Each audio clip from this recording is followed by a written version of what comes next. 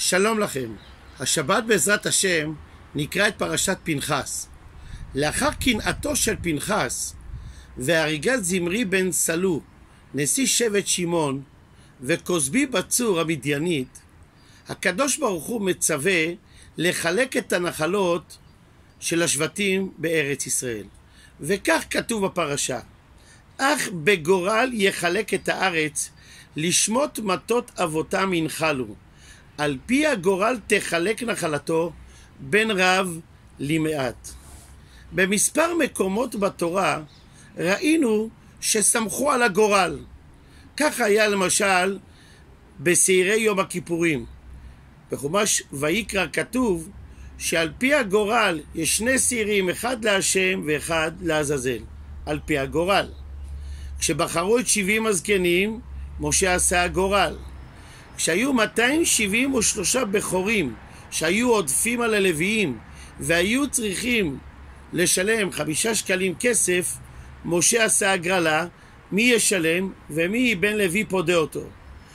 כמו כן מצאנו ביהושע שעל פי הגורל הם תפסו את אחן שמעל מן החרם. כמו כן ראינו בספר שמואל שעל פי הגורל ששאול נתפס על פי הגורל והוא נחבא אל הכלים וככה הומלך למלך. זאת אומרת שעל פי הגורל זה בעצם נותנים לקדוש ברוך הוא אתה תחליט. בשו"ת חוות יאיר של הגאון הרב יאיר בכרך מסופר שהיו 12 חברים. לאחר סעודת פורים הם החליטו שכל אחד ייתן סכום כסף, ובכל הסכום הם יקנו גביע מכסף, ואז עשו הגרלה מי מקבל את הגביע הזה. לקחו 12 פתקים, רשמו את השמות של כולם, שמו אותם בכובע אחד, ועוד 11 פתקים השאירו ריקים, ואת הפתק ה-12 כתבו בו מזל טוב. הביאו ילד קטן ואמרו לו אתה תרים פתק מהכובע הזה ופתק מהכובע הזה, ומי שיצא לו מזל טוב הוא זוכה בגביע. עשו את ההגרלה ורזה פלא, בפעם השנייה יצא מזל טוב, זכה. אחד מהחברים החליט הוא רוצה לבדוק את כל הפתקים. הוא פתח את כל הפתקים ואז התברר שהייתה טעות, כתבו פעמיים מזל טוב. זאת אומרת היו רק 10 פתקים ריקים ו2 פתקים עם המילה מזל טוב. אז הם אמרו לה הגרלה לא הוגנת, אנחנו רוצים לחזור על ההגרלה. הוא אומר מה זכיתי, על מה אתם מדברים, אולי לכם זכות פי 2. הוא אומר היא לא הוגנת, זה לא הלך טוב. תווכחו, הלכו לרב יאיר, הוא אמר צריכים לחזור על כל ההגרלה. למה? ככה גם הובא בשולחן ערוך. 2 אחים שחלקו בירושה ופתאום הגיע אח משום מקום שהם לא הכירו אותו, הוא אומר אני אח שלכם מאותו אבא, זה אבא שלי שנפטר, והוא הוכיח שהוא באמת אח. ההלכה אומרת בטלה החלוקה, תחלקו מההתחלה. גם כאן הוא אומר הייתה בעיה בגרלה, בטלה החלוקה. עשו שוב את ההגרלה. בפעם השישית יצא מזל טוב.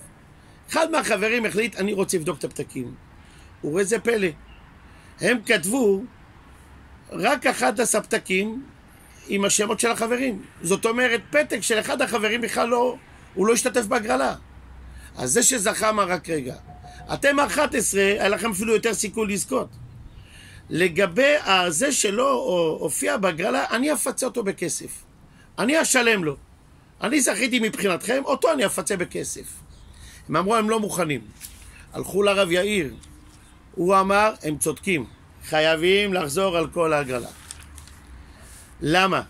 כיוון שההגרלה היא משמיים, כי כתוב על פי הגורל תחלק את הארץ, ואם הגורל לא נעשה כראוי אז זה נקרא גורל מקולקל. אין מה לומר שהגורל הוא מאת השם, צריך לחזור. כיוון שאם זה בדיוק כמו שצריך להיות, אז אדם יכול להגיד על פי מזלי זכיתי או על פי תפילתי זכיתי. אם הגורל לא נעשה כראוי אז למעשה אין סייעתא דשמיא. לכן אנחנו רואים כשאנחנו לא יודעים עושים גורל, זאת אומרת נותנים לשמיים להחליט בשבילנו. שבת שלום ומבורך.